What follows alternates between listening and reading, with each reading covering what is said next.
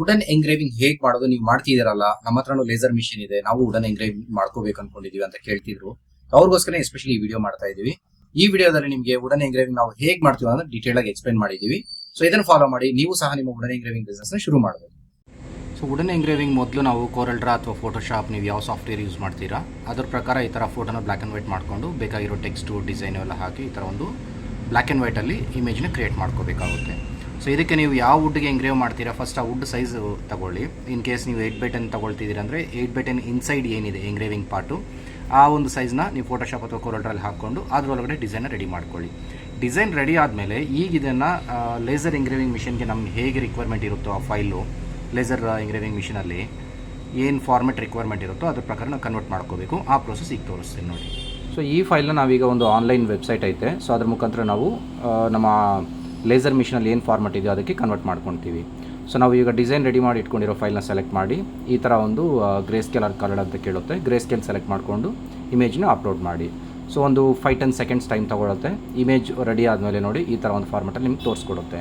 So ಇಲ್ಲಿ ಈಗ ನಾವು ಮೆಟೀರಿಯಲ್ ಯಾವ ಮೆಟೀರಿಯಲ್ ಮೇಲೆ ನಾವು ಮಾಡ್ತೀವಿ ಅನ್ನೋದನ್ನು ಸೆಲೆಕ್ಟ್ ಮಾಡ್ಕೋಬೇಕು. CO2 ಮೆಷಿನು, ಮೆಟೀರಿಯಲ್ ಯಾವುದು ಆಕ್ರಿಲಿಕ್ ವುಡ್. ಸೊ ನಾವು ಇದಕ್ಕೆ ವುಡ್ ಸೆಲೆಕ್ಟ್ ಮಾಡ್ತೀವಿ, ಕಂಟಿನ್ಯೂ. ಆ್ಯಂಡ್ ದೆನ್ ನಿಮಗೆ ಆಟೋಮೆಟಿಕ್ಲಿ ಒಂದು 5-10 ಸೆಕೆಂಡ್ಸಲ್ಲಿ ಕನ್ವರ್ಷನ್ ಅನ್ನೋದು ನೀವು ಅಪ್ಲೋಡ್ ಮಾಡಿರೋ ಫೈಲು ಪ್ಲಸ್ ಕನ್ವರ್ಟ್ ಆಗಿರೋಂಥ ಒಂದು ಫೈಲು ಎರಡು ನಿಮ್ಗೆ ತೋರಿಸುತ್ತೆ. ಇನ್ ಕೇಸ್ ನೀವೇನಾದರೂ ಸ್ಯಾಟಿಸ್ಫೈ ಇಲ್ಲ ಅಂದರೆ ನೀವು ಇಲ್ಲಿ ಡಿಫ್ರೆಂಟ್ ಆಪ್ಷನ್ಸ್ ಇರುತ್ತೆ, ಲೆವೆಲ್ಸು, ಆಟೋ ಅಡ್ಜಸ್ಟ್ಮೆಂಟ್ ಮಾಡೋವಂಥದ್ದು. ಇವಾಗ ಇದಕ್ಕೆ ನೋಡಿ, ಇದು ಆಟೋ ಅಡ್ಜಸ್ಟ್ಮೆಂಟ್ ಮಾಡಿದ್ರೆ ಹೇಗೆ ಬರುತ್ತೆ ಅಂತ. ಸೊ ಫೇಸ್ ಎಲ್ಲ ಸ್ವಲ್ಪ ಡಾರ್ಕ್ ಆಯಿತು. ಸೊ ನಾವು ಆ್ಯಕ್ಚುಲಿ ಫೋಟೋಶಾಪಲ್ಲೇ ಆದಷ್ಟು ನಾವು ಅಡ್ಜಸ್ಟ್ ಮಾಡಿರೋದ್ರಿಂದ ಇದು ನಮ್ಗೆ ಅವಶ್ಯಕತೆ ಇಲ್ಲ. ಸೊ ರೀಸೆಟ್ ಮಾಡಿಬಿಡ್ತೀನಿ. ಸೊ ಇಲ್ಲೇನಾಗುತ್ತೆ ನೋಡಿ, ಈಗ ಈ ಫೈಲು ಏನು ಕನ್ವರ್ಟ್ ನಾವು ಸ್ಟಾರ್ಟಿಂಗಲ್ಲಿ ನೋಡಿದ್ವಿ ಅದೇ ಥರ ಬರುತ್ತೆ. ಫೇಸ್ ನೀಟಾಗಿ ಬಂದಿದೆ ನೋಡಿ. ಈಗ ಇದನ್ನು ಡೌನ್ಲೋಡ್ ಮಾಡ್ಕೊತೀವಿ. ಡೌನ್ಲೋಡ್ ಅನ್ನೋದು 3 ಆಪ್ಷನ್ಸ್ ಇರುತ್ತೆ, BMP, PNG, JPG. ನಿಮ್ಮ ಮಿಷಿನ್ಗೆ ತಕ್ಕಂಗೆ ನೀವು ಫಾರ್ಮೆಟ್ನ ಡೌನ್ಲೋಡ್ ಮಾಡ್ಕೋಬೋದು. ಡೌನ್ಲೋಡ್ ಮಾಡಿರೋ ಫೈಲ್ನ ನಾವು ಆಡಿ ಲೇಸರ್ ಯೂಸ್ ಮಾಡ್ತಾ ಇರೋದು. ಸೊ ಅದು ತಕ್ಕಂಗೆ ಆ ಸಾಫ್ಟ್ವೇರಲ್ಲಿ ಇದನ್ನು ಅಪ್ಲೋಡ್ ಮಾಡ್ಕೊತೀವಿ. ಸೊ ಈಗ ನಾನು ರೆಡಿ ಮಾಡಿರೋ ಫೈಲ್ನ ನಾವು ಆಡಿ ಬೋರ್ಡ್ ಇರೋಂಥ ಒಂದು ಲೇಸರಲ್ಲಿ ಅಪ್ಲೋಡ್ ಮಾಡ್ತೀವಿ. ಅದಕ್ಕೆ speed, minimum power, maximum power ಅನ್ನೋದನ್ನು ನಾವು ಇದನ್ನು ಯೂಸ್ ಮಾಡ್ತಿದ್ವಿ. ಸೊ ಹಾಗೆ ಈ ಫೋಟೋನ ನಾವೇನು ಮಾಡ್ತೀವಿ, ಜನರಲಿ ನಮ್ಮ ಒಂದು ಪ್ರಾಕ್ಟೀಸ್ ಏನಂದರೆ ಇದು 180 ಡಿಗ್ರಿಗೆ ಟರ್ನ್ ಮಾಡ್ಕೊತೀವಿ, ಅಂದರೆ ಉಲ್ಟಾ ಇಟ್ಕೊತೀವಿ ನೋಡಿ. ಸೊ ಇದು ಎಡ್ಜಸ್ ಕರೆಕ್ಟಾಗಿ ಶುರು ಆಗುತ್ತೆ.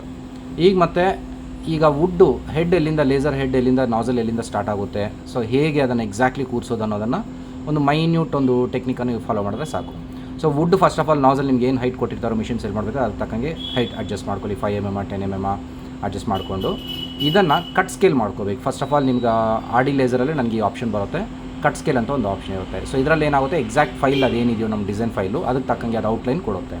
ಸೊ ಈ ಥರ ಓಕೆ ಮಾಡಿದ್ರೆ ಸೊ ಮಿಷಿನಲ್ಲಿ ನೋಡಿ ಈಗ ಔಟ್ಲೈನ್ ಅನ್ನೋದು ಕ್ರಿಯೇಟ್ ಆಗುತ್ತೆ. ಸೊ ಈ ಔಟ್ಲೈನಲ್ಲಿ ನಾವು ಎಕ್ಸಾಕ್ಟ್ಲಿ ವುಡ್ನ ಪ್ಲೇಸ್ ಮಾಡ್ಕೊತೀವಿ. ಸೊ ಔಟ್ಲೈನ್ ಕ್ರಿಯೇಟ್ ಆಯಿತು. ಇವಾಗ ಇಲ್ಲಿ ನಾವು ವುಡ್ಡನ್ನು ಎಕ್ಸಾಕ್ಟ್ಲಿ ಪ್ಲೇಸ್ ಮಾಡಿಕೊಂಡು ಎಂಗ್ರೇವಿಂಗ್ ಅನ್ನೋದನ್ನ ಶುರು ಮಾಡ್ತೀವಿ. ಸೊ ಈಗ ಇಲ್ಲಿ ಸ್ಟಾರ್ಟ್ ಕೊಡ್ತಾಯಿದ್ವಿ. ವುಡ್ಡನ್ನು ಪ್ಲೇಸ್ ಮಾಡಿದ ಮೇಲೆ ಸ್ಟಾರ್ಟ್ ಕೊಡ್ತಿದ್ದೀವಿ ನೋಡಿ. ನೀವು ಇಲ್ಲಿ ನೋಡ್ತಿದ್ದಂಗೆ ನೋಡಿ ಎಂಗ್ರೇವಿಂಗ್ ಅನ್ನೋದು ಶುರು ಆಯಿತು. ಮತ್ತು ಇದು ನಾಸಲ್ ಪ್ಲೇಸ್ ಮಾಡೋದು ಮ್ಯಾನ್ಯುವಲಿ ಮಾಡಲೇಬೇಕು. ಇದು ಯಾವುದೇ ಥರ ಒಂದು ಅಲೈನ್ಮೆಂಟ್ಸು ಸಾಫ್ಟ್ವೇರ್ಸ್ ಏನೂ ಸಿಗೋಲ್ಲ, ಮ್ಯಾನ್ಯುವಲಿ ಮಾಡಿಕೊಂಡು ಶುರು ಮಾಡ್ಬೋದು. ಇವಾಗ ಎಂಗ್ರೇವಿಂಗ್ ಕಾಣಿಸ್ತಿದೆಯಲ್ಲ, ಸೊ ಇದು ಸ್ಲೋಲಿ ಒಂದು ವುಡ್ ಸೈಜ್ ಮೇಲೆ ನೀವು ಯೂಸ್ ಮಾಡೋಂಥ ಸ್ಪೀಡು, ಇದ್ರ ಮೇಲೆ ಎಂಗ್ರೇವಿಂಗ್ ಟೈಮ್ ಅನ್ನೋದು ಇರುತ್ತೆ. ಒಂದು 10 ಮಿನಿಟ್ಸು, 18 ಮಿನಿಟ್ಸು, 30 ಮಿನಿಟ್ಸ್ ಆಗಲಿ ವುಡ್ ಸೈಜ್ ಮೇಲೆ ಹೋಗ್ತಾ ಇರುತ್ತೆ ಅದು.